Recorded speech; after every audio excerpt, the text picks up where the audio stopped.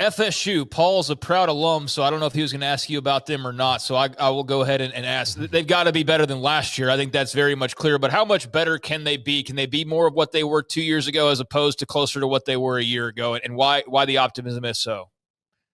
Yeah, I mean, for one, it is that they whether can they be as bad as a year ago or have they cleared out just a lot of what didn't go right last year.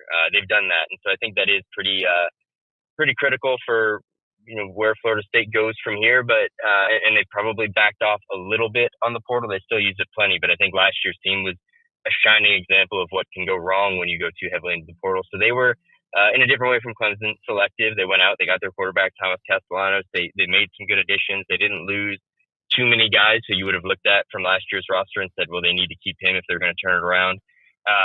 But I think comparing last year and the year before that, they'll probably fall somewhere in between. I think it'd be hard for them to struggle as much as they did. I think for them, perhaps the two biggest offseason additions came on the coaching staff. I think Gus Malzahn really gives them an identity and something to move forward with. And for better or worse, we'll find out, takes the play calling out of Mike Norvell's hands. And then Tony White, I think, is going to make a huge difference for them. And they may be, on above any single player, the two biggest additions they made. So they're going to be better. Or maybe we can go back to this conversation in October and somehow that'll be an incorrect statement. But I think it's going to take a lot in terms of going right of the guys they did add for them to really get back to where they were 2 years ago.